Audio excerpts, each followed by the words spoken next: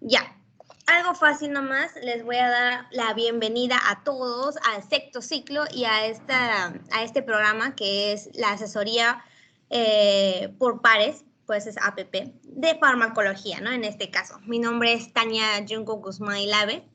Vamos a presentar a los asesores que les vamos a acompañar todo este ciclo en el curso de farmacología. Yo, Tania Jungo Guzmán Ilave, y la otra asesora del mismo ciclo, Alessandra Dafne Copa Méndez, que ahorita va a mostrar su cara, va a prender su video, creo que puede prender su video. Ale, ¿estás?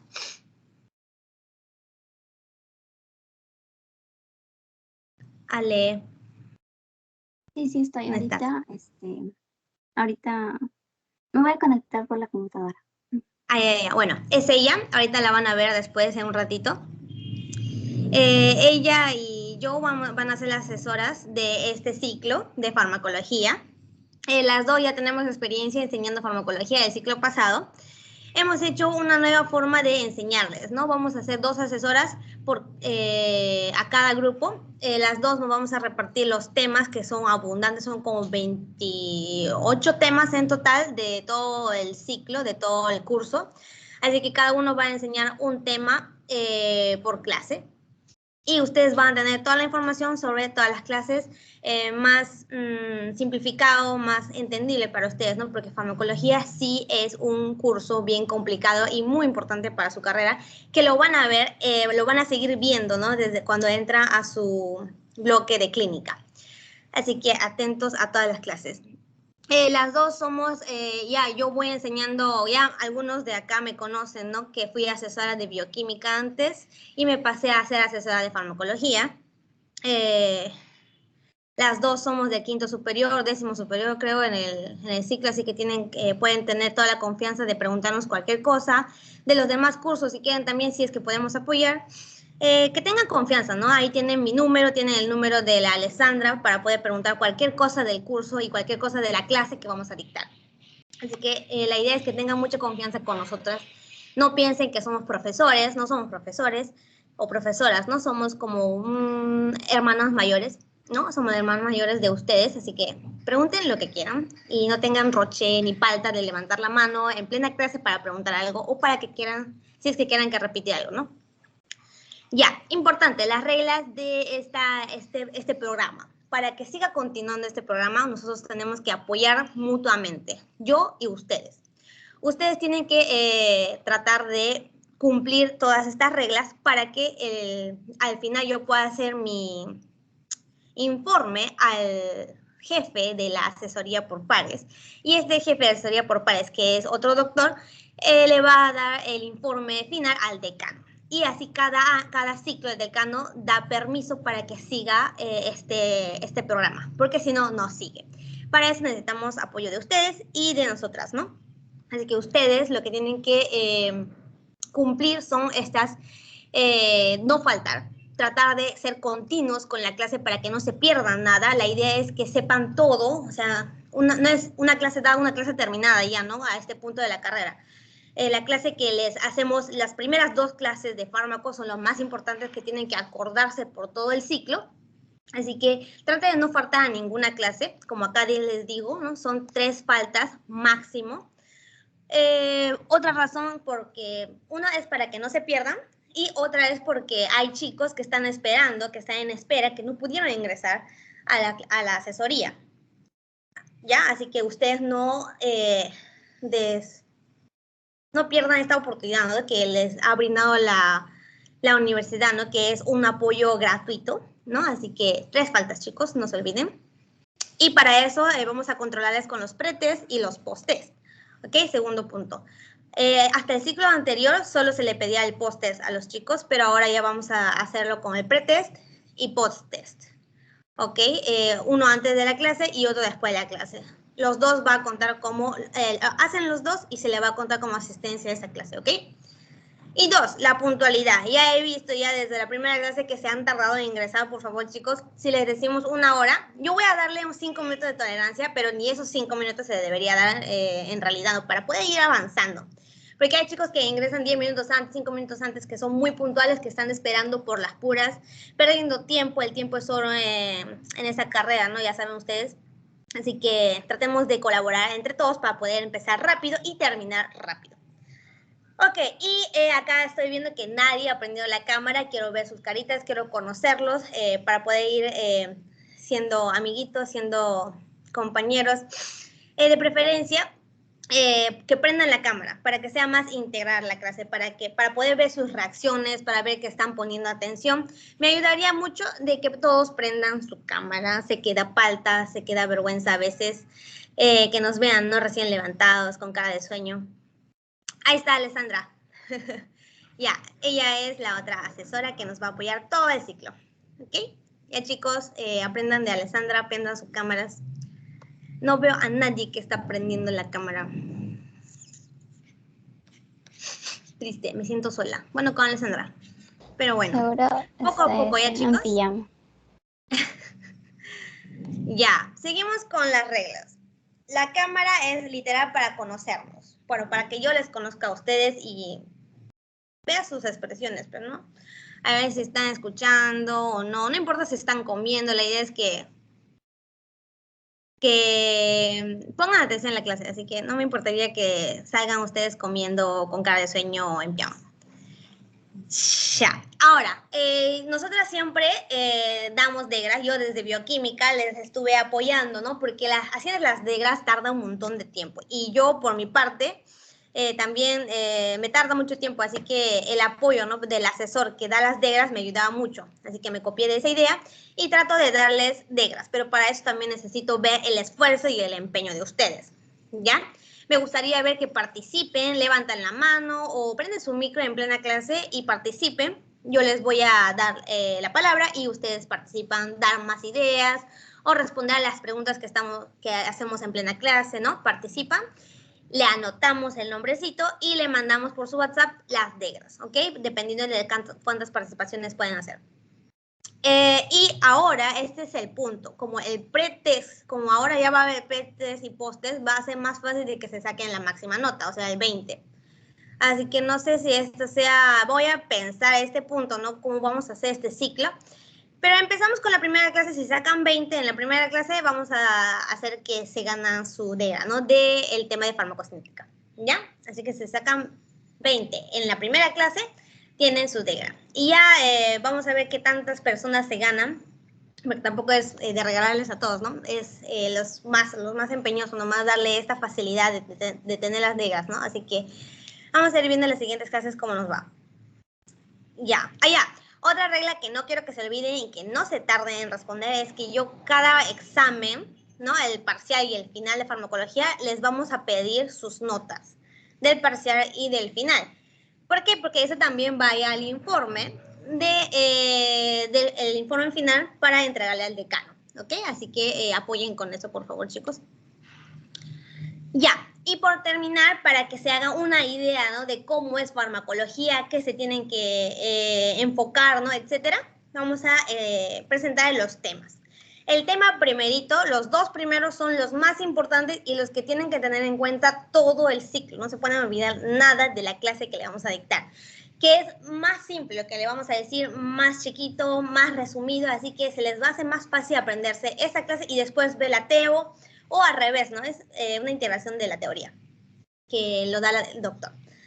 La farmacocinética, ¿no? La farmacocinética, que es la primera clase que vamos a dictar hoy, o que Alessandra les va a dictar hoy, y farmacodinámica, que es la parte donde yo voy a dictarles.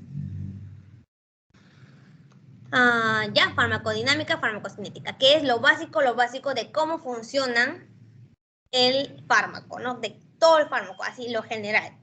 Cómo funciona el fármaco y qué hace nuestro cuerpo para degradar o para cómo reacciona nuestro cuerpo hacia ese fármaco, ¿no? Una cosa es cómo reacciona el fármaco y otra cosa es cómo nuestro cuerpo reacciona hacia ese fármaco, ¿ok? O sea, las dos cosas lo vamos a aprender en estos dos temas, en las primeras 2 semanas, ¿ok? Después, quiero que haga muy rápido. Ya. Empezamos con una parte ya más complicada. Esta es la primera parte que les va a chocar tal vez, es farmacología del sistema nervioso autónomo. El sistema nervioso siempre es muy complicado, muy complejo. Hay cosas que ni siquiera todavía se ha descubierto y eso lo vamos a estudiar acá. sistema nervioso autónomo y 2 clases de sistema nervioso central, ¿ok? Todo con el cerebro y nervios, ¿ok? Cómo el fármaco actúa, si es que lo excita más o si lo deprime a este sistema nervioso, ¿ok? Ya, 3 clases de esto. Al final, en la última clase antes del parcial van a tener la farmacología del dolor y de la inflamación. Acá vamos a estudiar los famosos AINES, ¿ok? ¿Se acuerdan de los antiinflamatorios no esteroideos? ¿No? El ibuprofeno, naproxeno, ¿qué más? Paracetamol, ya. Todos esos lo vamos a ver en esta clase. Que ya ustedes conocen el nombre, pero lo que ustedes van a aprender es cómo darlo y para qué sirve cada uno y la diferencia de un fármaco al otro, ¿cierto? Ya, eso lo vamos a ver hasta el parcial. Y ojo con el parcial. Siempre, todos los ciclos, el parcial es mucho, mucho, mucho más difícil que el final. Así que acá se tienen que sacar el ancho, se dice, se tienen que esforzar un montón, mucho más que el final, porque en el final ya todos se sacan 18, 17, pero en el parcial hay gente que jala, hay gente que se saca 11 con las justas, 12, ¿no? Que aprueban con las justas, así que se tienen que esforzar un montón en el parcial. Y para eso, ustedes tienen que recordar mucho y repasar mucho la bioquímica y la fisiología. ¿Ok? Así que nosotros también vamos a enfocarnos en enseñarles antes de explicarle cada fármaco, vamos a tocar estos temas, bioquímica y fisiología. Fisiología del sistema nervioso autónomo, fisiología del sistema nervioso central y fisiología del dolor, de la inflamación, de la fiebre, etcétera, ¿no? Vamos a explicar en cada clase. Tomen mucha nota durante la clase, esa es otra forma de poder aprenderse más. Y repasen. Cada clase traten de repasarlo ese mismo día o el siguiente día, ¿no? Para que no se les olvide.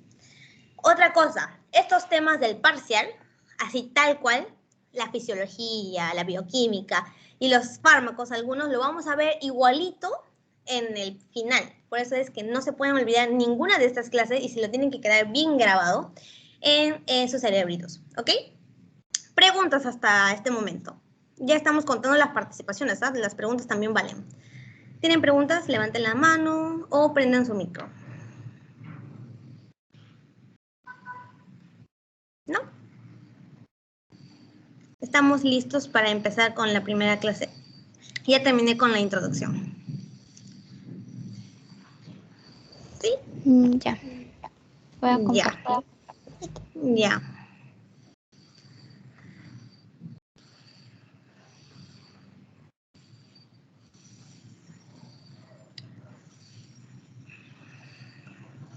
Cualquier duda, chicos, si es que ahorita no se animan en preguntarme acá en frente de como 30 personas o 20 personas creo que estamos, no duden en escribirme al WhatsApp. Yo voy a tratar de leerlos cuando pueda y responderles, ¿ya? Así que con toda confianza pueden escribirme a mi WhatsApp. Ya, ahora sí, Alessandra nos va a dictar la primera clase, que es farmacocinética. Mucha atención, chicos, traten de tomar nota y al final le vamos a mandar el link del post-test. Si tienen preguntas, levanten la mano, escriban si quieren en el chat del Teams o prendan su micro simplemente y hagan las preguntas. Ya, dale, Ale. Ok. ¿Se me escucha bien? Sí, ¿no? Creo que sí. Ya, la primera clase es farmacocinética, chicos. Acuérdense que tienen que llenar todos el pretest. He visto su form, si faltan algunos.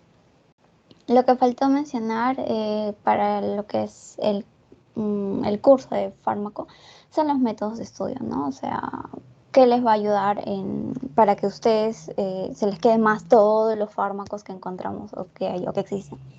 Entonces, yo les recomiendo que hagan flashcards, como por ejemplo el fármaco, a qué subgrupo pertenece, mecanismo de acción, efectos, dosis. Dosis no tanto, este ciclo no manejan tanto dosis, ¿ya? Y los libros que van a utilizar es el Goodman, es el principal que utilizan todos los doctores, pero también nuestra universidad está asociado con el programa Clinical K, ¿no? Entonces, Clinical Clinical Case, no es publicidad, pero te ofrece varios libros que te pueden ayudar, ¿no? Por ejemplo, a mí en particular me gusta este de Rand y Dale de farmacología. Ya, entonces vamos a empezar con lo que es farmacocinética. A ver si pueden prender sus cámaras. Y con la primera pregunta, ¿no? Si alguien me puede responder qué es fármaco, qué es droga, qué es medicamento, son lo mismo, son diferentes, en qué se diferencian. ¿Algún concepto previo que tengan?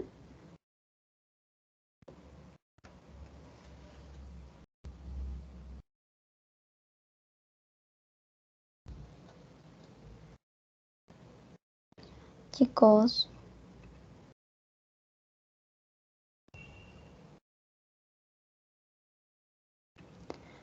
Ya bueno, seguro se van a animar después. Entonces, son diferentes, ¿ya? Ustedes, como es la primera clase de farmacología que tienen que ver qué es un fármaco, qué es un principio activo, qué se le llama xenobiótico o incluso qué es una droga, ¿ya? Entonces, la farmacología va a ser la ciencia que va a estudiar el recorrido, las modificaciones que experimentan los medicamentos y sus metabolitos dentro del todo del cuerpo, ¿ya? Entonces, lo que se tienen que acordar es la suma, ¿no? De que un medicamento, a ver dónde está el puntero, ya, un medicamento es la suma del fármaco más sus excipientes, ¿ya? Fármaco más sus excipientes. ¿Qué es el fármaco? Es la acción farmacológica. Todo para lo que es todo lo que contiene para que el fármaco llegue al órgano diana, para que haga sus efectos en el órgano que necesitemos, ¿ya? En cambio, los excipientes van a ser agregados al fármaco, por ejemplo, para los encapsulados se tienen protección del ácido gástrico, ya, esos son los excipientes, ¿no? Que forman la forma farmacéutica ya en general, sea jarabe, sea una cápsula, sea una tableta. Y esta forma farmacéutica o la suma de todos ellos forman lo que es el medicamento, ¿no? Entonces, acuérdense que el fármaco es la acción farmacológica, ¿ya? Y el excipiente no tiene acción farmacológica, son los agregados para proteger al fármaco. Y otro importante para su examen, preguntas, pasitos, es que el fármaco va a ser igual al principio activo, igual al xenobiótico y igual a la droga, ¿ya? Entonces, el xenobiótico es algo externo que ingresa al organismo. Y la droga básicamente nos vamos a centrar en que es o que tiene que ver más con sustancias tóxicas, ¿no? Como por ejemplo la cocaína. Ya. Entonces, la introducción de farmacología se divide en dos fases. Primero la farmacocinética y luego la farmacodinamia, ¿ya? Esta primera clase solo es farmacocinética. Entonces, esta farmacocinética básicamente va a hablar lo que el cuerpo le hace al fármaco. Cómo reacciona, cómo lo absorbe, cómo lo distribuye, cómo lo elimina, cómo lo metaboliza. Todo lo que el cuerpo le va a hacer al fármaco una vez ingrese, ¿ya? Entonces, acuérdense que farmacocinética es lo que el cuerpo le hace al fármaco. Y esta farmacocinética también tiene fases, tiene procesos, tiene pasos, por así decirlo. Entonces, ustedes se van a acordar con la mnemotecnia ADME, ¿ya? ¿Qué quiere decir ADME? Absorción, distribución, metabolismo y eliminación. Entonces, otros le aumentan L al inicio, ¿no? Que es lugar de administración, porque a veces difiere con el tiempo de la liberación prolongada, liberación corta. Eso ya lo van a ver más después y lo van a entender más en lo que son insulinas, por así decirlo. Ya, entonces, aquí tenemos la farmacocinética, son los efectos del organismo sobre el fármaco, y la farmacodinamia ya es diferente, ¿no? Que vamos a tocar en la siguiente clase, que son los efectos que el fármaco le hace al organismo. Y vamos a hablar cada una de estas fases. Farmacocinética trata de explicar cada una de estas fases, ¿no? Primero vamos a ver lo que es absorción. Entonces, ¿qué es absorción? Absorción va a ser el desplazamiento o el movimiento desde el lugar de administración hasta el compartimento central, ¿ya? El lugar de administración, por ejemplo, una tableta. Lugar de administración, vía oral, hasta el compartimento central. ¿Qué es compartimento central? Es la circulación sanguínea, ¿ya? Entonces, absorción es desde que el fármaco ingresa, por ejemplo, a la boca, hasta que llega en concentraciones a la circulación sanguínea, ¿ya? ¿Qué más tenemos que hablar de absorción? Aparte de que se desplaza, ¿no? Las vías de administración, ¿no? Las vías de administración puede ser vía oral, intramuscular, intravenosa, ¿qué más? Endovenosa, subcutánea. Estas son vías parenterales que básicamente no son por la vía oral, ¿no? Ingresan más que todo incluso directamente al compartimento central. Y también las vías enterales, ¿no? Ya por otras vías, por ejemplo, la sublingual, oral, nasogástrica, la rectal. Ahora, lo importante de estos cuadros o de estas vías de administración es que hay diferencias. Hay diferencias entre, por ejemplo, en la vía oral sabemos que es la más segura, ¿no? Va a ser, es la más común, la que todos conocemos. Va a ser más económico, más conveniente, pero su biodisponibilidad, ¿qué quiere decir biodisponibilidad? Es la concentración de fármaco, la concentración de sus metabolitos chiquititos de fármaco que ingresan a la circulación sanguínea, ¿no? Entonces, desde la vía oral hasta la circulación sanguínea, su biodisponibilidad es muy cambiante, es diferente. ¿Por qué? Porque va a pasar por tu esófago, por tu estómago, por tu hígado. Entonces, tú no sabes qué cantidad exacta va a estar en concentraciones en tu sangre, ¿verdad? O en la circulación sanguínea.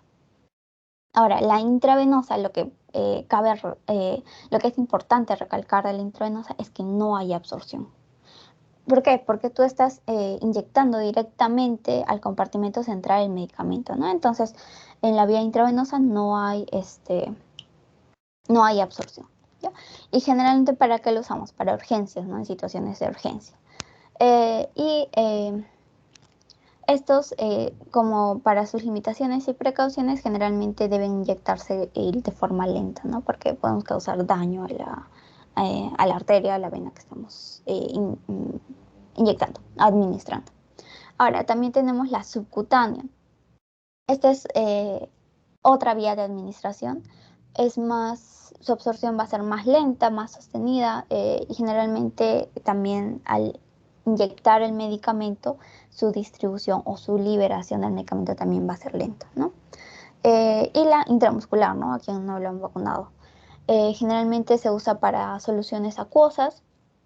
Aquí ya podemos utilizar volúmenes más moderados, no como la subcutánea. Y también podemos utilizar lo que son volúmenes oleosos, ¿no? Los que son más difíciles de absorber. Ya, eso es lo importante de absorción. También va a haber varias fases que van a modificar esta absorción. Ya, por ejemplo, van a haber factores. Cuando tú ingieres un fármaco, van a haber varios factores que van a modificar la absorción. Como por ejemplo el área de superficie de absorción. ¿Qué quiere decir?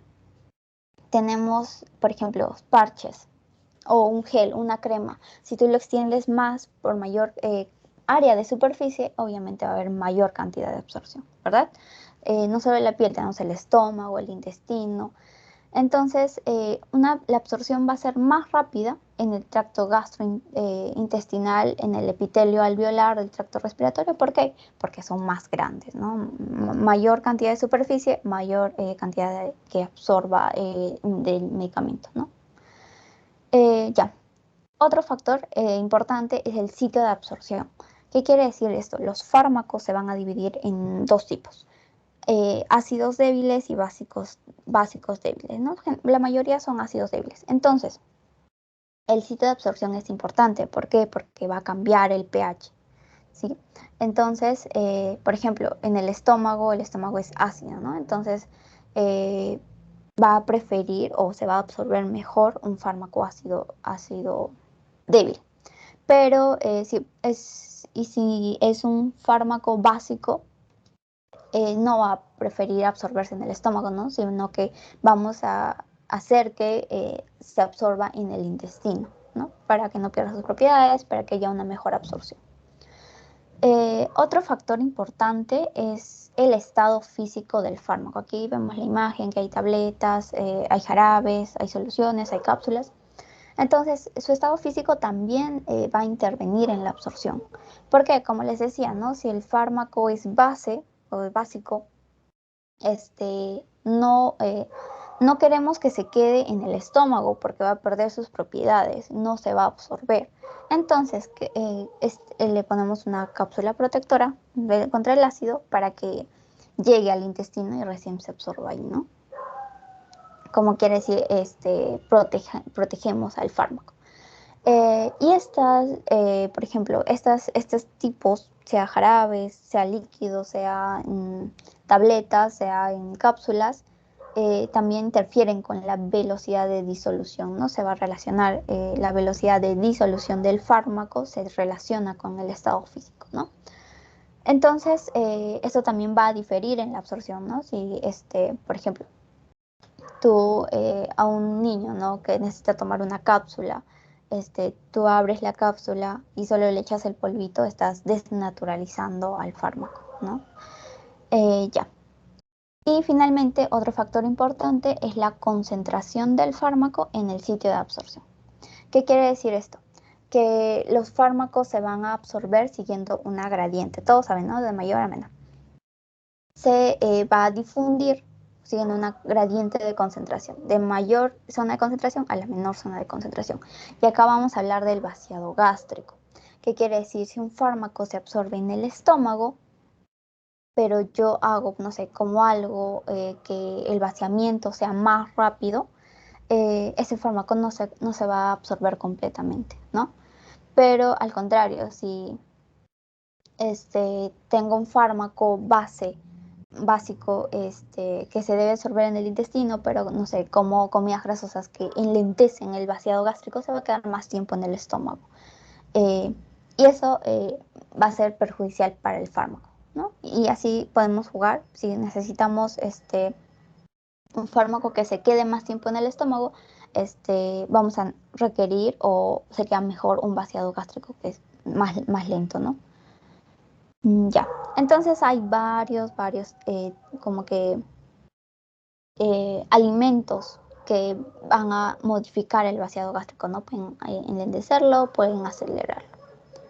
Ya. ¿Alguna pregunta hasta ahí? ¿Todo claro?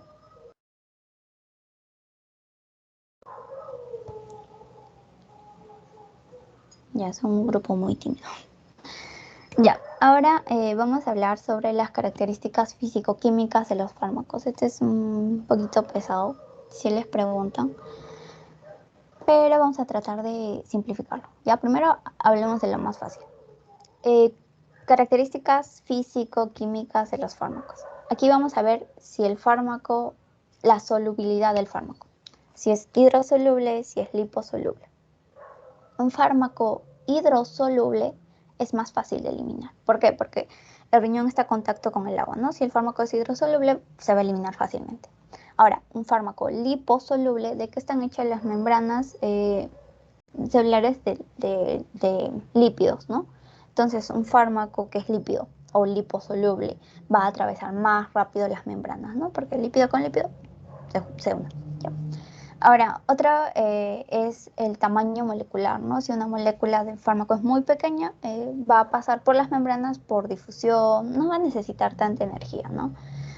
Sea por canales iónicos, por poros, pero si tenemos un tamaño y peso molecular más grande, ya no va a atravesar de manera tan fácil, ¿no? Ya necesita energía, como por ejemplo el transporte activo, la endocitosis, la exocitosis.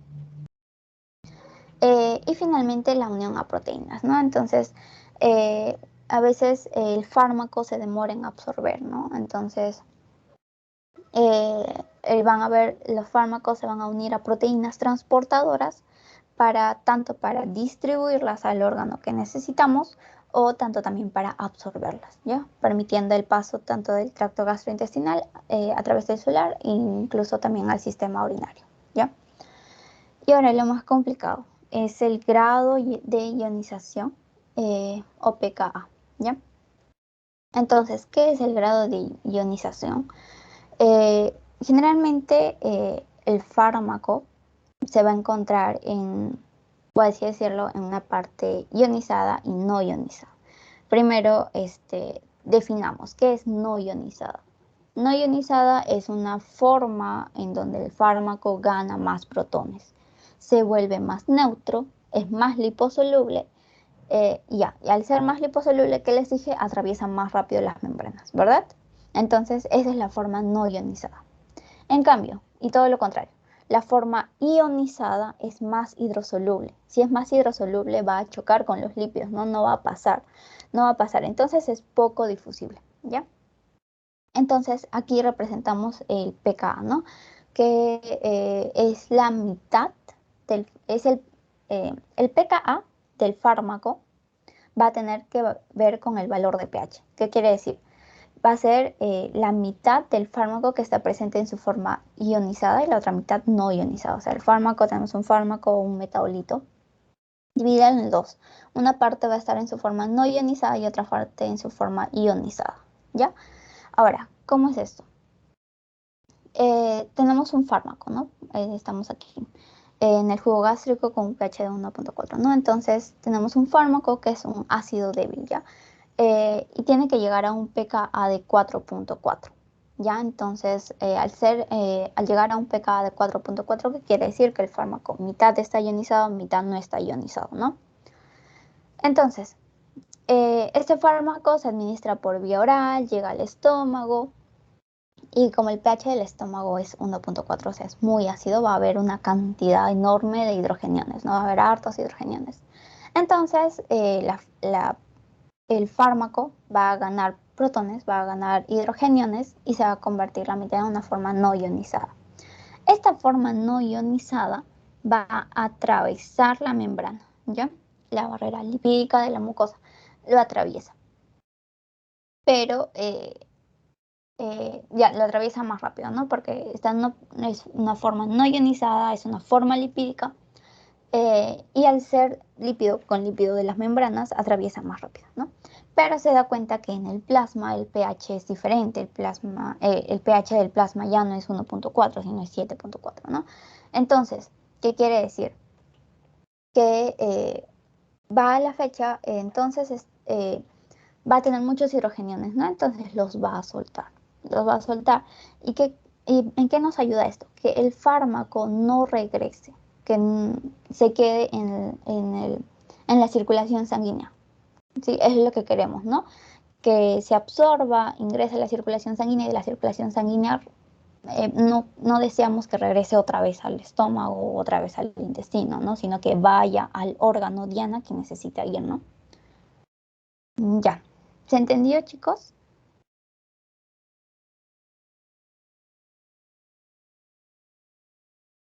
Levanten la mano si se entendió o pongan una para volverlo a explicar, si no.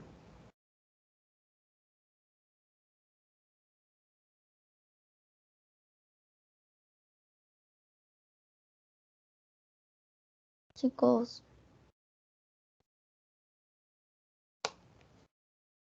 ya. Gracias, María Paula. Gracias, Diego. Ya, otra vez lo explico. Ya. Tenemos un fármaco ácido débil, ¿ya? En el que su pKa va a ser de 4.4, pKa 4.4. ¿Qué es pKa? Que la mitad del fármaco está ionizado y la otra mitad no ionizado, ¿ya? Entonces, este fármaco se administra por vía oral, lo tomamos, ingresa y llega a nuestro estómago, ¿no? Nuestro estómago tiene un pH de 1.4. Entonces, imagínense, es ácido. Y si es ácido, ¿qué pasa? Hay muchos hidrogeniones, varios hidrogeniones ahí. Entonces, lo que necesitamos, como ya tenemos un pKa 4, o sea, ya ganó hidrogeniones, esta forma no ionizada o la mitad no ionizada va a atravesar muy fácil a la membrana. ¿Por qué? Porque les dije, ¿no? No sé si lo puse ya. La forma protonada o la forma no ionizada es neutra. Y si es neutra, es similar a los lípidos. Y la membrana también tiene lípidos. Entonces, lípido con lípido atraviesa más fácil, ¿no? Entonces, este fármaco atraviesa. Su forma no ionizada va a atravesar y se va a ir hacia el plasma, ¿no? Atraviesa las barreras o las membranas y se va hacia el plasma. Entonces, y este paso ha sido porque ha ganado hidrogeniones, ¿no? Ha llegado a un pKa de 4.4. Ya, y en esta parte de acá, ya en el plasma, tiene bastantes hidrogeniones, ¿no? Está cargado. Entonces se da cuenta que el pH es diferente, no es el mismo. Entonces, ¿qué va a hacer? Va a querer que donen esos hidrogeniones que ha ganado en el jugo gástrico porque es un fármaco ácido débil. En el plasma ya va a querer que done esos hidrogeniones, ¿no? Porque el pH es diferente, diferente concentración. Ahora, esta forma que ha ganado hidrogeniones pasa a la membrana y ahora dona los hidrogeniones, los suelta. Ya no está ionizado, ¿no? No es no ionizado, sino que es un fármaco ionizado. Y si es un fármaco ionizado, es más hidrosoluble, no es... y agua o hidrosoluble con lípidos no deja que regrese otra vez el fármaco. ¿Ya? Entonces ya tenemos concentración de medicamento en el plasma, en la circulación sanguínea, en la sangre. ¿Ya? Esta característica del fármaco, que es el grado de ionización o pKa, permite que el fármaco atraviese las membranas y no regrese otra vez. ¿Ya? Que no regrese. Porque no nos serviría que vuelva a regresar al estómago. Por ejemplo, un fármaco antiinflamatorio, que no sé, te golpeaste el brazo. Queremos que llegue al brazo, no queremos que ese fármaco se quede en el estómago, ¿no? Ahora sí se entendió, Sebastián. Parece que ya. Sí, ¿verdad?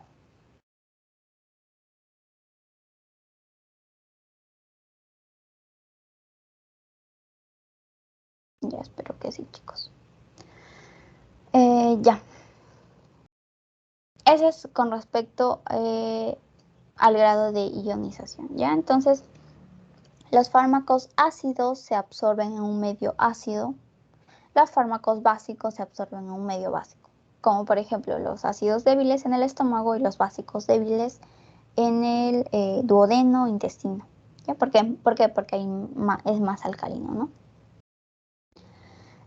Ya.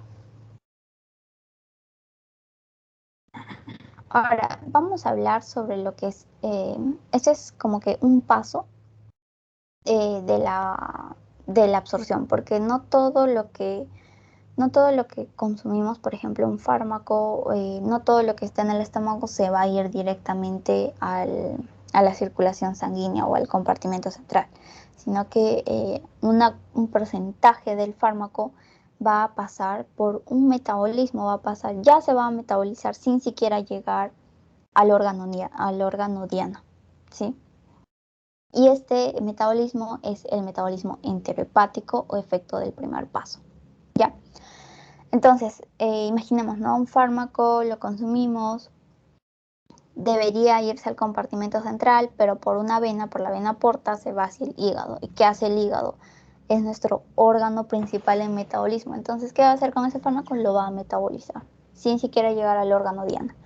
Entonces, puede desactivar el fármaco o puede incluso eliminarlo, ¿no? Entonces, hay que tomar en cuenta cuando los pacientes toman por vía oral estos fármacos, ¿no? Que una parte, no toda la dosis que tú estás dando se va a ir al compartimento central, sino que una parte puede pasar por el hígado y ya puede metabolizarse, ¿no?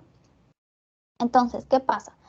El metabolismo de un fármaco antes de llegar a la circulación sistémica va a reducir la biodisponibilidad y puede convertir el fármaco en menos activo o lo puede inactivar, ¿ya? Ahora, ¿quiénes no tienen metabolismo de primer paso? Obviamente el intravenoso, ¿no? Que es directamente al compartimento central, ni siquiera tiene absorción. El sublingual, que es la nitroglicerina, y el rectal, pero en un 50%, ¿ya? Entonces, para profundizar este metabolismo enterohepático o efecto de primer paso, es la metabolización, o sea, el fármaco se metaboliza por el hígado a través de la vena porta, antes de llegar a la circulación sistémica, ¿no? Antes de llegar al compartimento central, ¿ya? ¿Sí se entiende metabolismo enterohepático?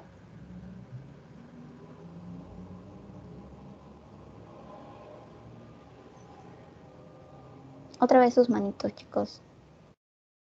Caritas. Ya, muy bien.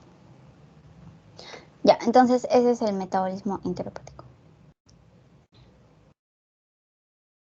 Si hay preguntas también me las hacen, ¿ya? Ya hablamos de absorción, que era la A de ADME, ¿no? Ahora vamos a hablar con la D. ¿Qué quiere decir la D? Distribución. ¿Qué es la distribución? Va a ser el desplazamiento desde la circulación sanguínea hacia el sitio de acción-efecto, ¿no? Aquí ya se desplaza el fármaco, ya está en la circulación sanguínea, ya está en nuestras arterias, ya hay una concentración de fármaco en nuestras arterias. Entonces, de la circulación se va a ir a los órganos, ¿ya? ¿Para qué? No sé, necesitamos un antihipertensivo, va a ir al corazón. Necesitamos un antiinflamatorio, va a ir al músculo que necesita, ¿ya? Entonces, la distribución vamos a hablar de dos fases. Primero, la fase inicial va a requerir o va a depender de lo que es del gasto cardíaco, ¿ya? Del flujo regional, de la permeabilidad capilar y del volumen ístico, ¿ya? ¿Qué quiere decir? Imagínense, el corazón que tiene, o el riñón que tiene bastante gasto cardíaco, ellos van a ser los primeritos, o el fármaco va a llegar primero ahí, ¿ya? Dependiendo del órgano, claro. Ya, entonces, esto va a depender de los órganos que tienen buena irrigación, ¿no? El corazón, el hígado, los riñones, el encéfalo, que son más cercanos, aparte de que son más cercanos, también son más profundos, ¿no? Bien irrigados. Y más lentos son, por ejemplo, los músculos, las vísceras, la piel, la grasa. Entonces, a ellos después todavía va a llegar. Y la segunda fase ya depende, es como, a ver, acá tenemos el fármaco, ¿no? Por endovenosa, inyectamos de frente a la circulación sanguínea. ¿A dónde va a ir primero? A los órganos bien irrigados, al cerebro, al corazón, al riñón, al hígado, ya. Esa es la fase 1, de la circulación central al órgano según el gasto cardíaco o según el flujo sanguíneo regional. Ahora, la segunda fase va a depender del flujo sanguíneo local. ¿Qué quiere decir eso? Que imagínense o acuérdense, el hígado, por ejemplo. El hígado tiene sus propias arterias, sus propias venas, entonces ese flujo que circula por esas arterias propias del hígado se denomina flujo sanguíneo local, ¿no? Entonces la segunda fase va a depender de ese flujo sanguíneo. Ya, además de eso, del flujo del mismo órgano, también si el fármaco se une a proteínas, se une a macromoléculas. Ejemplo, un antihipertensivo queremos que llegue al corazón. Va a llegar al corazón por la fase 1, que es el gasto cardíaco o el flujo sanguíneo regional. Y dentro del corazón tenemos todo el miocardio, ¿no? Necesitamos que llegue al miocardio. Entonces, dependiendo del flujo local ya del corazón, va a llegar o se va a distribuir dentro del miocardio, ¿ya? Ya. Ahora también la fase 2 va a estar intervenida por la fracción mayor de masa corporal, ¿no? Como los neonatos y los niños, como son más pequeñitos, tienen mayor porcentaje de agua, entonces su distribución va a ser más rápida que adultos o adultos mayores o personas obesas, ¿no? Porque de ellos va a ser más lento porque tienen más masa corporal, ¿ya? Y finalmente la liposolubilidad, ¿no? Esto también interviene tanto en la rapidez de la distribución. Entonces, por ejemplo, ¿qué pasa si nuestro paciente es cirrótico, ¿no? Tiene fibrosis o tiene problemas en el hígado, o personas desnutridas? No tienen muchas o no tienen proteínas que ayuden a que el fármaco sea transportado, ¿no? Entonces también influye todo eso en lo que es en la distribución del fármaco, ¿ya?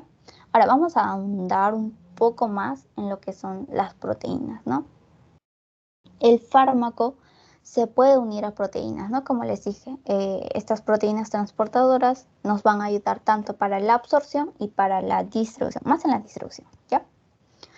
Entonces, a ver chicos, ¿cuál es la proteína más abundante que tenemos en el cuerpo? ¿Alguien sabe?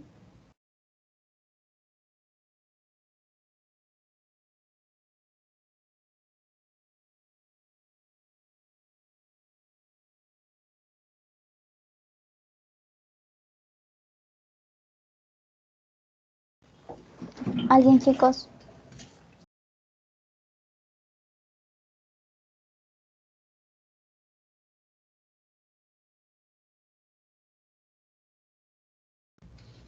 Ya. La proteína más abundante que tenemos en nuestro cuerpo es la albúmina, ¿ya? La albúmina. Entonces, como la proteína es una molécula grande, no va a atravesar los sitios de acción y la distribución va a disminuir. ¿Pero eso de qué depende? De la unión del fármaco. No, claro, de la unión del fármaco hacia la proteína o de la concentración del fármaco que hay en plasma o del número de sitios de unión a proteínas, ¿no? Es por ello que decimos que los fármacos o la unión de fármacos a proteínas puede tener una unión reversible, irreversible, y además que este proceso es un proceso saturable y no lineal, ¿ya? ¿Qué quiere decir saturable? Según, imaginemos un bus, ¿no? Que tiene 100 asientos. Esas 100 proteínas van a ver, un momento, chicos.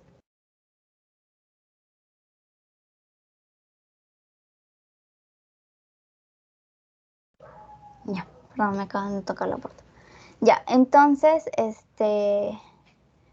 ya les decía que este fármaco o este proceso es un proceso saturable y no lineal. ¿Qué quiere decir saturable? Imaginemos un bus que tiene 100 asientos. Son 100 proteínas disponibles que van a agarrar a metabolitos del fármaco y se los van a llevar, ¿no? Se los distribuyen. ¿Ya? ¿Qué más? Y ahora, estas proteínas pueden tener unión reversible e irreversible, ¿no? Básicamente la mayoría son reversibles. ¿Por qué? Porque las proteínas tienen que soltar el fármaco, ¿no? No se lo pueden quedar para ellos. Entonces, ¿mediante qué enlaces? Acuérdense de química. ¿Qué enlaces son reversibles? Pueden ser el enlace electrovalente, el enlace iónico, el enlace de Van der Waals, el de hidrogeniones o el dipolar, ¿no? De los enlaces disulfuro. Esos agarran el fármaco, se lo llevan, lo transportan y lo pueden soltar, ¿no? Son una unión reversible. ¿Y qué proteínas utilizan? Utilizamos la albúmina, que es la... Tal vez les pregunten, o sea, a mí me preguntaron en medicina, pero acuérdense, la albúmina es el que tiene la proteína más abundante en el cuerpo, ¿no? Entonces, la albúmina también va a preferir fármacos ácidos débiles, ¿ya? En mayor proporción. Entonces, y también la mayoría de fármacos son ácidos débiles. Entonces, albúmina y ácidos débiles, una de las proteínas plasmáticas que él transporta. Otro puede ser la glucoproteína ácida alfa, que va a preferir fármacos básicos. Y finalmente las globulinas, que va a preferir llevar hormonas, ¿no? Insulina, globulina, todo ese tipo de hormonas. Y ahora la unión irreversible. La unión irreversible quiere decir que la proteína agarra el metabolito del fármaco y no lo suelta. ¿Por qué? Porque están unidos mediante enlaces covalentes, ¿no? Entonces aquí ya denominamos lo que son sustancias tóxicas, con sustancias alquilantes, como por ejemplo sustancias alquilantes vamos a hablar en lo que es el tratamiento del cáncer, ¿ya? Entonces también los órganos fosforados, que son como que insecticidas que causan toxicidad, y eso lo vamos a hablar a profundidad también en el tema del sistema nervioso autónomo, me parece, ¿ya? Entonces, necesitamos proteínas para la distribución de los fármacos, ¿ya? Ahora, ese es los fármacos unidos a proteínas. ¿Alguna pregunta?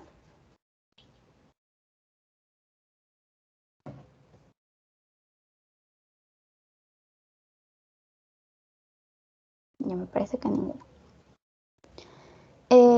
Ya, vamos a hablar también de la fijación hística. ¿Qué quiere decir? Que hay fármacos que generalmente que son liposolubles. Ya les dije que hay fármacos que pueden ser hidrosolubles o liposolubles. Hay fármacos que son liposolubles y como son liposolubles, ¿qué quiere decir?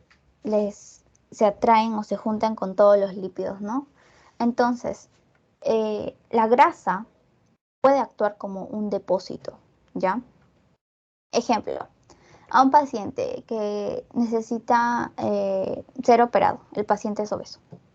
Le recetamos un anestésico inhalado, por ejemplo el tiopental, ¿ya? Este fármaco es muy liposoluble. Entonces, ¿qué quiere decir? Que a veces al administrarle esta anestesia, como el tiopental, el fármaco no se distribuye. Como es un paciente obeso, tiene bastante grasa, ¿no? Entonces, este fármaco se almacena en la grasa. Y si se almacena en la grasa, quiere decir que no se ha distribuido, quiere decir que el paciente no tiene la anestesia a la concentración que le hemos dado, ¿no? Entonces, decimos, no, hay que ponerle más anestesia. Le ponemos más, más. Entonces, pero ¿qué pasa con este fármaco? Este fármaco no se está distribuyendo, sino que se está pegando a la grasa, por así decirlo, ¿no? Se está pegando a la grasa sin llegar o sin cumplir su efecto. Entonces, estos pacientes, ¿qué pasa con estos pacientes? Pueden llegar a una depresión respiratoria. ¿Por qué? Porque tienen bastante anestésico en su cuerpo, ¿ya? Entonces, cuando utilizamos fármacos liposolubles y el paciente es obeso, este fármaco se puede, ¿cómo decirlo? Se puede acumular en la grasa, ¿ya? Entonces, acuérdense, la fijación hística, la grasa actúa como depósito, ¿ya? Y ahora, no solo eso, no solo la grasa, sino también los huesos. Como por ejemplo las tetraciclinas. Las tetraciclinas son antibióticos, ¿ya? ¿Qué hacen las tetraciclinas en los huesos? Van a formar cristales óseos, ¿ya? Forman cristales. Otro que se une al hueso, por así decirlo, se acumula en el hueso, son los metales pesados, ¿no? Como el plomo. Entonces, cuando hay intoxicación de plomo, generalmente puede haber una anemia, puede haber... ¿por qué? Porque va a haber plomo almacenado en los huesos, ¿no? Entonces, y eso puede durar bastantes años. Entonces, si un paciente tiene un problema de intoxicación por plomo, no ha sido reciente, ¿no? Sino que ha sido por ejemplo, años de acumulación de plomo, que generalmente lleva a cuadros agudizados ya cuando el paciente, no sé, tiene 40, 50 años, ¿no? ¿Por qué? Porque el plomo se acumula, se acumula, se acumula, se acumula y poquito a poquito se va librando, ¿no? Es un tiempo muy lento. Entonces ya recién nos da síntomas, ¿no? Cuando se empieza a librar. Ahora, y esta acumulación puede causar una destrucción de la médula ósea, ¿no? Y también se libera lentamente. Entonces hay que tener cuidado. Entonces acuérdense, grasa como depósito para los fármacos liposolubles, y el hueso también es otro depósito. Quienes se depositan en el hueso, las tetraciclinas, metales pesados, y se liberan muy lentamente. Ya, ahora vamos a hablar de los compartimentos, ¿ya? Los compartimentos, más que todo, tienen que ver con la distribución. ¿Qué quiere decir? Hay fármacos que tú los das una vez y ya están en todo el organismo, ¿ya?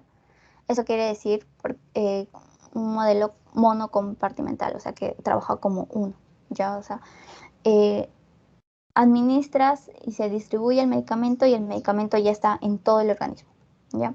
Pero hay fármacos que se distribuyen por partes, ¿no? Primero central, o sea, que quiere decir tejidos bien irrigados, y luego periférico, que quiere decir los tejidos menos irrigados. O en modelos tricompartimentales, ¿no? Que quiere decir que esta es una forma más lenta, que primero va por los tejidos bien irrigados, luego se va por los tejidos menos irrigados y luego se va recién por los eh, tejidos periféricos profundos, que quiere decir esto, las uñas, el cabello. Entonces, la distribución del fármaco se da en diferentes formas, ¿no? Según el tipo de fármaco que estamos utilizando. ¿Ya? Ya. ¿Qué más? ¿Alguna pregunta, chicos? Me faltó, ya. Barreras, vamos a hablar de las barreras, ¿ya? Vamos a hablar de una barrera y media.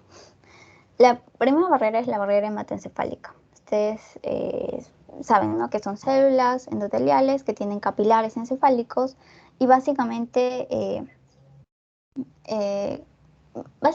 los capilares tienen fenestros, ¿no? Que permiten el paso, la difusión. Pero en la barrera hematoencefálica no hay estos fenestros, no hay estos fenestros en sus capilares. Entonces sus uniones son muy estrechas. ¿Por qué? Porque no todo puede llegar al sistema nervioso central, no tenemos que tener cuidado con eso. Entonces, generalmente aquí vamos a tener lo que son bombas de eflujo, en especial la glucoproteína P o también el OATP, que es un polipéptido transportador de aniones orgánicos. Pero acuérdense de la glucoproteína P porque me vino en un examen más o menos. Entonces, ¿qué quiere decir esto? Este se encuentra en la membrana, entonces actúa como bomba de flujo. Si algo quiere entrar al encéfalo, agarra esa bomba, lo agarra y lo bota. Y dice, no, no vas a entrar, ¿ya? Entonces, esa es una barrera real, una barrera hematoencefálica, ¿ya? ¿Y cuándo se rompe esta barrera? Cuando hay infecciones, ¿no? Por ejemplo, para que entren las penicilinas, que son antibióticos, cuando, no sé, tenemos un meningococo o tenemos una infección, ¿no? En la barrera hematoencefálica, entonces necesitamos antibióticos que ingresen, sí o sí. Entonces, ¿quiénes pueden ingresar? Las penicilinas, la ampicilina. Ya lo vamos a profundizar más, ¿no? Pero acuérdense que dentro de la barrera hematoencefálica tenemos a la glucoproteína P, ¿ya? Y finalmente, otra barrera, bueno, media barrera, porque generalmente no es considerada una barrera, es la placenta, ¿ya? Eh, entonces, la placenta, básicamente, van a haber fármacos que van a atravesar, ¿no? Van a atravesar la placenta, porque también atraviesan, la madre da o alimenta al feto mediante el cordón umbilical. Entonces, esta barrera no es una barrera en sí, porque puede causar teratogenicidad, ya puede causar toxicidad al feto. Quiere decir que no evita que los fármacos ingresen. O sea, los deja pasar, algunos los deja pasar. Entonces, por eso decir que no es una barrera, no actúa como barrera completamente, ¿ya? Y que puede causar toxicidad al feto, ¿ya? Toxicidad al feto. Ya. ¿Alguna pregunta hasta ahí?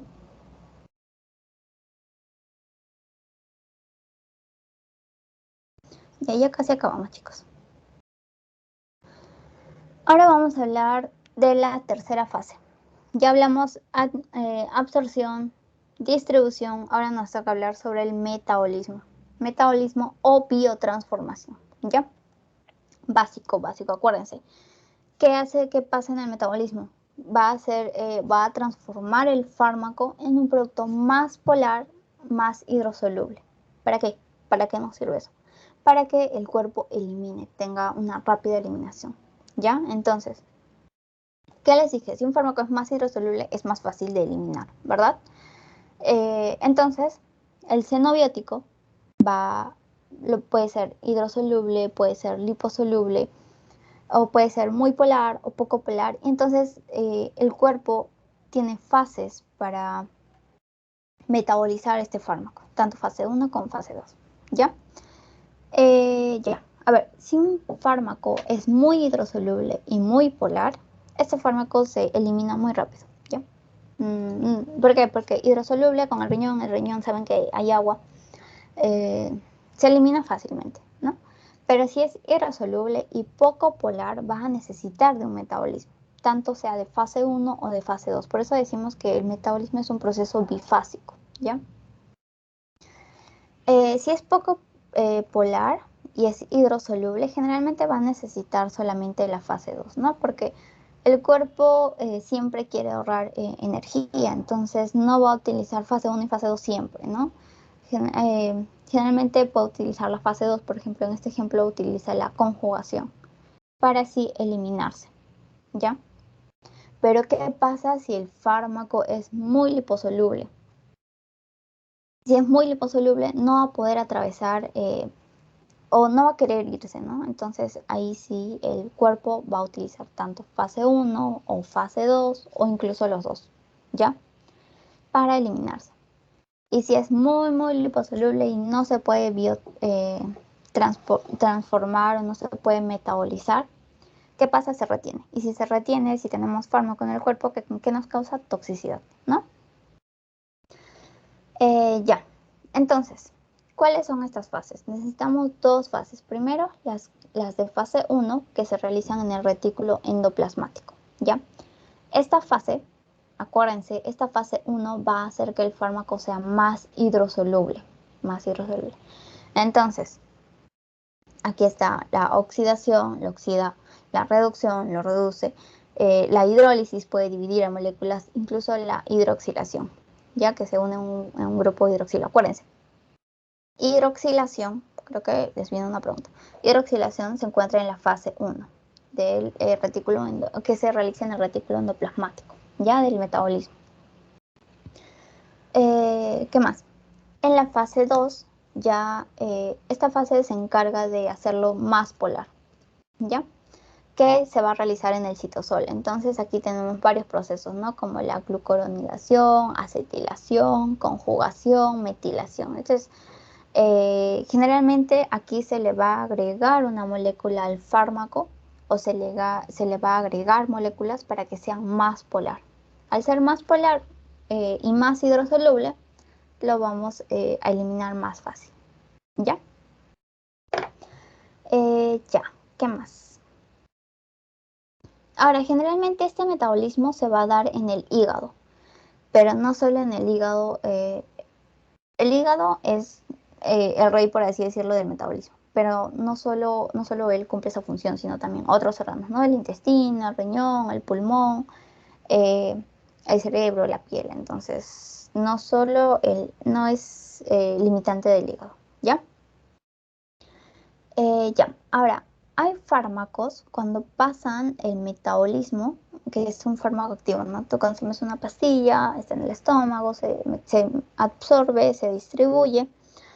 Y en el metabolismo este fármaco activo generalmente después de metabolizarlo es menos activo. Quiere decir que, obviamente, ¿no? Metabolizarlo es como que quitarle, como que filtrarlo, por así decirlo, y se vuelve menos activo, ¿no? Pero aquí hay algo importante son los profármacos. ¿Qué son los profármacos? Estos profármacos necesitan que se metabolicen para recién hacerlos activos, para que sus metabolitos sean más activos. Entonces, este profármaco quiere decir, tú lo consumes, llega, se absorbe, se distribuye normal, pero es inactivo. Y al metabolizarse, por ejemplo, llega al hígado, se metaboliza, recién se vuelve más activo. ¿Ya? Entonces, al ser un metabolito más activo, generalmente o probablemente nos pueda causar toxicidad. ¿Ya? Entonces, acuérdense que no todos los metabolitos se hacen menos activos, ¿no? Sino unos u otros pueden ser más activos en el caso de los profármacos. ¿Ya? Eso es con los metabolitos. Ya. ¿Alguna pregunta? ¿Todo claro? Ya casi acabamos, chicos. Ahora, ¿quién realiza estas fases? ¿Quién realiza la fase 1? ¿Quién realiza la fase 2? Lo van a realizar enzimas CYP o citocromo P450. Estas son enzimas o superenzimas que se encuentran en todo el cuerpo, básicamente no. Se encuentran en muchos lados. Se encuentran en plantas, animales, hongos, bacterias. Y dentro de nosotros se van a encontrar más en lo que es el sistema digestivo y mitocondrias, me parece, ¿ya? Entonces, estas enzimas tienen una función mixta, se encuentran allá, en el retículo endoplasmático, en los enterocitos, y tienen acciones fisiológicas. Estas enzimas CYP, su función principal no es metabolizar el fármaco, sino que tienen otras acciones fisiológicas, pero una de sus funciones es metabolizar el fármaco, ¿ya? Ahora, es un sistema inducible, que quiere decir que el organismo los crea. Para una concentración 10 de fármaco, el cuerpo va a generar una concentración 10 de enzima CYP, ¿ya? Y cosa que se metaboliza, todo uno con uno, ¿ya? Pero a excepción del alcohol deshidrogenasa y el aldehído deshidrogenasa, ¿ya? Estas dos enzimas no son inducibles, porque cuando ustedes o cuando alguien toma alcohol, su cuerpo está acostumbrado a metabolizar cierta, por ejemplo, no sé, alguien está acostumbrado a metabolizar 7, en concentración 7 de alcohol, ¿ya? Y tú, no sé, 5 vasos, ya, 5 vasos en una hora. Entonces, pero tú, bueno, alguien toma más y más y más y más y tiene 15 vasos, llega 15 vasos en una hora. El cuerpo no va a aumentar más enzimas y va a decir, no, ya toma 15 enzimas para que metabolices, no, sino que el cuerpo, o tanto para el alcohol deshidrogenasa y el aldehído deshidrogenasa, que metabolizan el alcohol, van de 5 en 5 por hora. Entonces, ¿qué pasa con el excedente? Ese excedente de 10 te crea los efectos adversos, ¿no? Ya, los efectos adversos que te dan el alcohol, ¿no? Entonces, ¿por qué? Porque hay un exceso en tu cuerpo y no se puede metabolizar tan rápido, ¿ya? Entonces, acuérdense que estas enzimas sí tienen acciones fisiológicas, se encuentran en muchos lugares, animales, plantas, hongos, nosotros en el tejido gastrointestinal y enterocitos, o sea, más que todo en el tracto gastro, en el sistema digestivo, ¿ya? Ya, entonces son varias enzimas, ¿no? Que vamos a hablar, me parece que ya. Entonces, estas enzimas CYP generalmente se denomina CYP 1A2, 1 tanto, ¿ya? Entonces, el 1 o el primer número es la familia, el segundo número es la subfamilia y el tercer número es el gen. Ahora, lo importante que ustedes se tienen que acordar es que en el ser humano tenemos 12 enzimas importantes. Ay, ya. Ya, 12 enzimas, ¿ya? Y el más importante, el más abundante, el que se encuentra o el que va a metabolizar generalmente todos los productos xenobióticos, va a ser el CYP3A4, ¿ya? Sí, o sea, imagínense, el CYP3A4, ¿ya? Entonces el CYP3A4 es el más importante y el que está en mayor cantidad, ¿ya? Y el segundo, el que le sigue, o el segundo lugar, es el CYP2D6, ¿ya? Este es el CYP2D6. Entonces, acuérdense, tenemos 12 importantes, el más abundante es el CYP3A4 y el menos abundante, o el segundo más abundante, es el 2D6, ¿ya? Ya, y estos CYP generalmente actúan en la fase 1, Hay otros CYP que actúan en la fase 2, y aquí ya vamos a tener al UGT, al NAT, al SULF o al GST. ¿Qué quiere decir? El más importante es la glucoroniltransferasa, ¿ya? Glucoronil. Esto es para la fase 2, como necesitan agregar una molécula y hacerlo más polar, sus enzimas son más complejas, ¿no? Por ejemplo, el N-acetiltransferasa, las sulfotransferasas o el glutatión S-transferasa, o sea, todos los transferasas. Y el más importante, acuérdense, el glucoronil transferasa, ¿ya? Todos utilizan o son necesarios para la fase 2, que se realiza en el citosol, ¿ya? Ya, eso es lo importante de las enzimas, ¿sí? El más abundante, el segundo más abundante y los que se utilizan en la fase 2. Y para finalizar, van a haber factores que van a influir en el metabolismo. Puede ser estados fisiológicos, factores ambientales, factores genéticos. Y acá vamos a hablar de dos procesos muy importantes que se dan en los fármacos. Primero vamos a hablar de la inducción enzimática. Este es un proceso dosis dependiente y tiempo dependiente, ¿ya? Y puede ser reversible. ¿Qué quiere decir?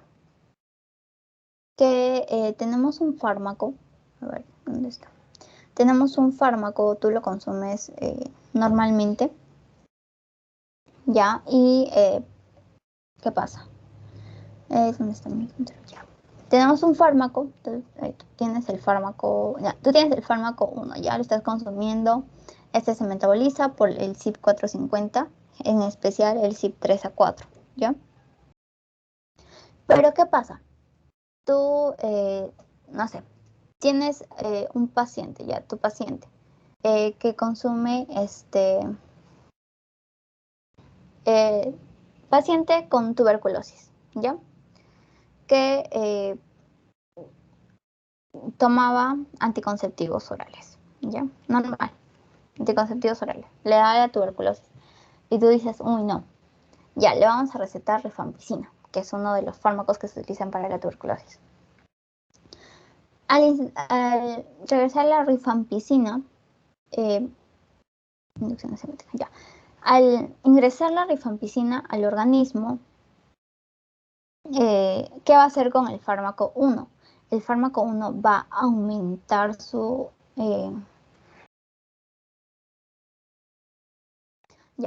aumenta su metabolismo. Lo aumenta. ¿Por qué? Porque la rifampicina induce el fármaco 1. ¿Por qué? Porque la rifampicina también sigue metabolizada por el mismo, induce más citocromos, más enzimas. Entonces, tu paciente está tomando anticonceptivos orales, le da tuberculosis y estos anticonceptivos están siendo metabolizados por cinco enzimas, ¿ya? Tú le das la rifampicina para tratar su tuberculosis y la tuberculosis va a inducir más enzimas. ¿Qué quiere decir? Ya no vas a tener 5 enzimas para los anticonceptivos, sino vas a tener 10. 10 enzimas, tanto para los anticonceptivos y para la rifampicina. Entonces, siempre afectará a uno de ellos, ¿no? Entonces, ¿qué pasa? Tu paciente regresa, ya no con tuberculosis, pero sí con un embarazo. ¿Por qué? Pero ella se pregunta, ¿no? Pero yo tomaba anticonceptivos orales. ¿Qué pasa? La rifampicina aumentó el metabolismo del fármaco 1, o sea, de los anticonceptivos. Si tú aumentas el metabolismo, o sea, aceleras el metabolismo, ¿qué pasa? No hay, va a disminuir su efecto, ¿no? Porque si metabolizamos, eliminamos. Entonces, aumentando su metabolismo, la rifampicina aumenta su metabolismo de los anticonceptivos, disminuye su efecto y causa ineficacia de los anticonceptivos orales, ¿no? Entonces, esta es una interacción que puede generar si tú consumes fármacos inductores, como por ejemplo rifampicina, fenitoína, carbamazepina, fenobarbital. Ya, acuérdense de estos fármacos que inducen más enzimas y si tú estás tomando un fármaco inicialmente, al tener más enzimas metabolizadoras, metabolizan tu fármaco 1, ¿no? Entonces es menos eficaz. Y es por eso que la paciente con tuberculosis que tomaba anticonceptivos orales llega con un embarazo. ¿Por qué? Porque los anticonceptivos orales se volvieron más ineficaces, ¿ya?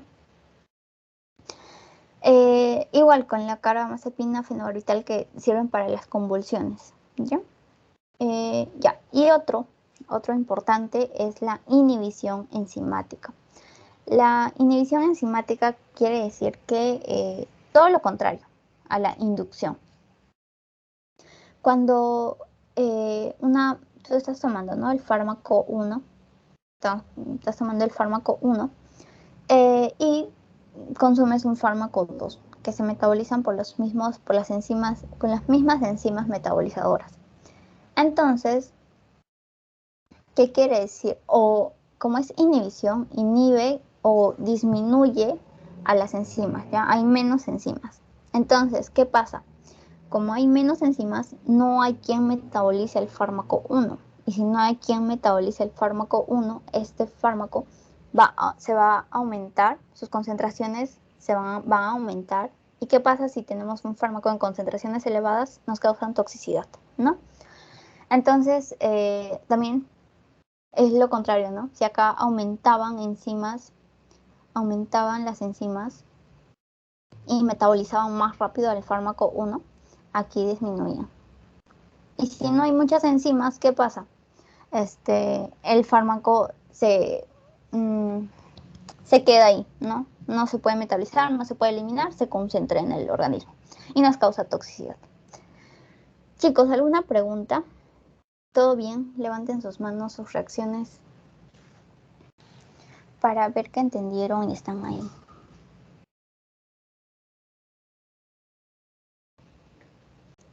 Ya, muy bien, chicos. Entonces, acuérdense, inducción enzimática, inhibición enzimática. Me parece que en su pregunta les vino un caso clínico. Así son las preguntas. Esa pregunta en especial es de un examen parcial. Entonces, ya imagínense cómo va a venir el examen. Y las primeras preguntas de verdadero y falso generalmente se les da en los pasitos, ¿no? En los pasitos, me parece que son lunes en la mañana, pero no sé si han cambiado. Ya. Ahora vamos a hablar del polimorfismo genético. Este también es una característica de ciertos pacientes al momento de metabolizar. ¿Qué quiere decir eso? Generalmente el polimorfismo es un factor que se ve en personas que tienen diferente metabolismo. ¿Qué quiere decir? Reciben los mismos medicamentos a la misma dosis, a la misma hora, pero unos metabolizan más rápido que otros. Entonces ese es el polimorfismo genético. Por ejemplo, en la N-acetilación, que es una enzima, acuérdense, N-acetilación es una enzima de la fase 2 del metabolismo. Entonces quiere decir que esta enzima que se ve afectada por una variante genética que hace que la N-acetiltransferasa funcione diferente, haciendo dos grupos, ¿no? Los acetiladores rápidos y los acetiladores lentos. ¿Qué pasa? Si dos pacientes reciben el mismo fármaco, misma dosis, a la misma hora, los acetiladores rápidos tienen un mayor metabolismo. Entonces, si metabolizan más rápido, el fármaco se elimina más rápido. Entonces, el fármaco a ellos no es que no les sirva, sino que tiene una menor eficacia, ¿ya? Entonces, a ellos generalmente hay que darles más dosis, ¿no? En cambio, los acetiladores lentos, estos, ¿qué quiere decir? Son lentos, no metabolizan tan rápido como los acetiladores rápidos. Entonces, si no hay un metabolismo muy rápido, generalmente el fármaco se va a quedar más tiempo en el organismo, ¿no? Entonces, ¿qué pasa si el fármaco se queda más tiempo? Van a haber efectos adversos y puede llegar a grados de toxicidad, ¿ya? Entonces, esto es genética según el paciente. ¿Y qué fármacos básicamente se ven involucrados? Tenemos la isoniazida, la cafeína, el captopril y el clonazepam, ¿ya? Entonces, esto se descubrió con investigación. Ya. Y ese es interesante, ¿no? Polimorfismo genético. Ya. Y finalmente ya vamos a la última fase, que es la eliminación. Ahora, la eliminación lo vamos a tomar como dos conceptos. Va a ser un concepto de metabolismo más excreción, todo al mismo tiempo, ¿ya? ¿Por qué? Porque tú estás metabolizando y vas a esperar a que se metabolice todo y luego recién lo vas a eliminar. No, mientras tú estás metabolizando, mientras tú estás, claro, biotransformando, al mismo tiempo se va excretando, ¿no? Entonces, la eliminación es la suma del metabolismo y la excreción. Entonces, ¿qué es eliminación? Es la salida del fármaco o de sus metabolitos eliminados al exterior del organismo. Ya el organismo se encarga de botarlos de afuera, ¿ya? Entonces, esta excreción básicamente se realiza mayormente en lo que es mediante la orina, ya que es la forma más fácil. El organismo no quiere gastar energía, entonces, ¿qué hace? El riñón, ya. Y el riñón excreta mediante la orina, ¿ya? Otras vías, también no solo el riñón, sino también la bilis, las heces, y también en compuestos volátiles, ¿no? Por el aire, expirado por el aire. Y en menor porcentaje, ya que es muy poco, la eliminación mediante saliva, leche materna o el sudor, ¿ya? Eh, ya, a ver, ¿qué más? Entonces, mediante las heces generalmente es un fármaco no absorbido, ¿ya? Son fármacos que son muy liposolubles y no se pueden metabolizar adecuadamente, entonces se van a la bilis, ¿no? Tampoco se puede, como son muy liposolubles, tampoco se pueden eliminar mediante riñón. Entonces, esta excreción mediante la bilis se hace por gradiente de concentración, ¿no? Ya. Por la leche materna generalmente hay efectos farmacológicos, ¿no? Si se elimina por la leche materna, como por ejemplo el alcohol, la nicotina, quien tiene los efectos adversos es el niño, ¿no? Ya. Entonces, abordando o entrándonos en lo que es la orina o el riñón, ustedes saben que el riñón por fisiología tiene varias fases, ¿no? Filtración, reabsorción, secreción, excreción. Entonces, lo que se tiene que acordar es que en la filtración glomerular, eh, básicamente vamos a tener al espacio de Bowman, al lumen tubular. En la reabsorción, acá se van a reabsorber solutos, agua. Y en la secreción generalmente lo más importante de la secreción es que se secreten, hay algunos fármacos que se secretan mediante proteínas de transporte, ¿ya? Entonces las proteínas también están involucradas acá. Y en la excreción va a haber, ya pues es la cantidad de sustancia excretada por unidad de tiempo, ¿no? Ya después de pasar la filtración, reabsorción y secreción viene la excreción. Entonces, en la filtración va a depender de cuánto fármaco libre haya. Si les dije, hay fármaco libre y fármaco con proteínas, ¿no? O fármaco fijado. Entonces, en la filtración generalmente depende del fármaco libre que se encuentra ahí. ¿Por qué? Porque si el fármaco está unido a proteínas, no se va a poder filtrar, ¿ya? En la secreción tubular activa generalmente utiliza transportadores a nivel de la membrana de la nefrona, ¿ya? Hay transportadores. Filtración, acuérdense, fármaco libre y fármaco no fijado. Secreción tubular activa por transportadores. La reabsorción tubular pasiva ya son formas no ionizadas o ionizadas, ¿no? Aquí ya va a depender el pH de la orina, ¿ya? Y la excreción renal, ya les dije, todo lo que después de pasar estas tres fases eh, se va hacia el exterior. Ya, ahora van a haber factores también que van a modificar. Ya les dije, hay muchos factores que modifican varias fases, ¿no? Pero en la eliminación va a modificar la edad. Por ejemplo, si son prematuros o recién nacidos, hay una baja tasa de filtración glomerular, ¿no? Entonces, o sus proteínas transportadoras aún están inmaduras, entonces, o están en proceso de maduración, entonces esto modifica la eliminación tanto en los recién nacidos y de igual forma en el adulto mayor, ¿no? Porque ya tiene un bajo flujo sanguíneo renal y también su tasa de filtración glomerular está disminuida. Otro factor que modifica es el embarazo, ¿no? Porque aquí generalmente las mujeres van a tener una alta tasa de filtración glomerular. Entonces, como se elimina más rápido, vamos a tener que aumentar la dosis del fármaco. Y en patologías, ¿no? si hay enfermedades renales o enfermedades hepáticas, hay una baja función del órgano, entonces le modifica lo que es la eliminación, ¿ya? Ese es la última fase. Y lo que te tienen que acordar, me parece de su TO2 de cinética, farmacocinética, entonces son los parámetros farmacocinéticos. Generalmente vamos a ver que la cinética es de orden 0 o cinética de primer orden, ¿ya?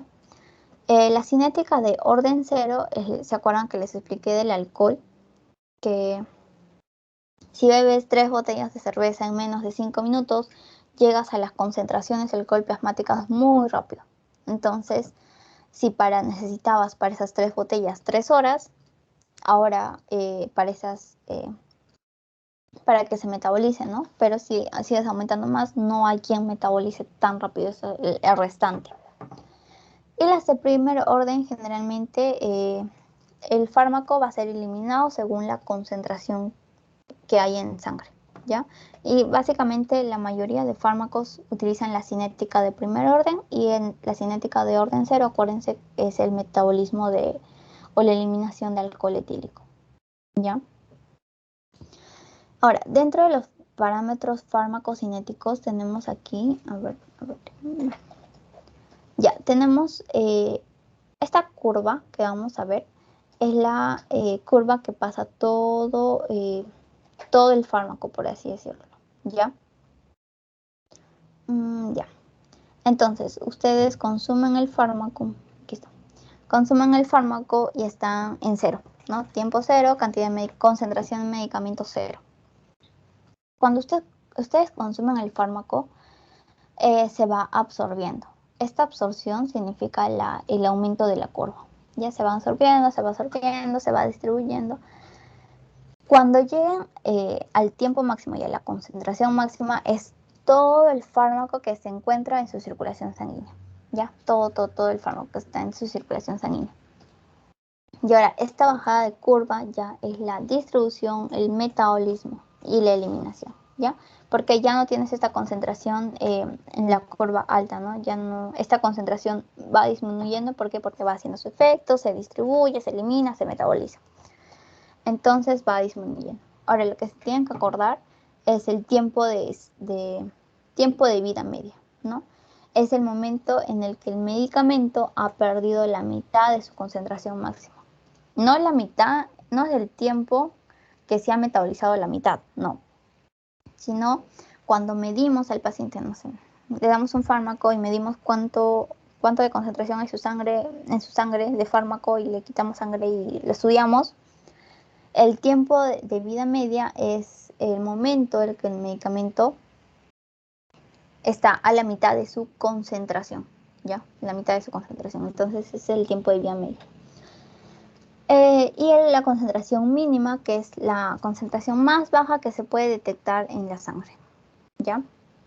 Entonces acuérdense, concentración máxima, la concentración más alta de medicamento en la circulación sanguínea. El tiempo de vida media es la mitad de concentración en la circulación sanguínea. Y la concentración mínima es lo mínimo que se puede detectar, ¿ya? Y esto va a estar intervenido por la cantidad de medicamento que hay en sangre y por el tiempo, ¿ya?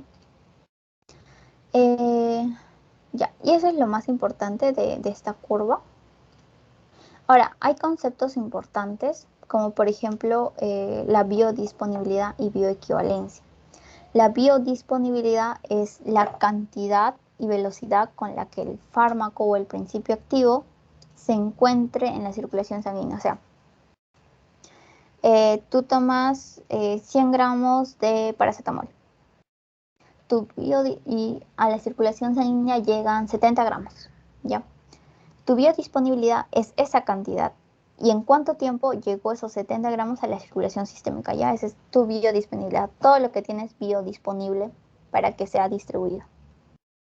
Y ahora, bioequivalencia básicamente se habla en lo que es en donde se van a comparar dos fármacos.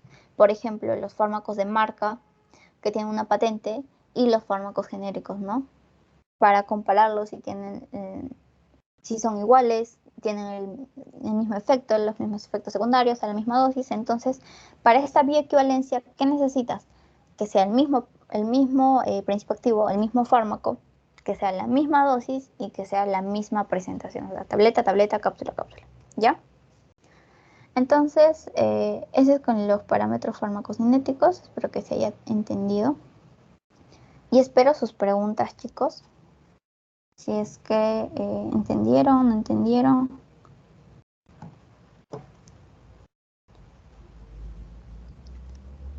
A ver si me ponen sus reacciones. O levantan la mano. Ya vamos a detenerlo.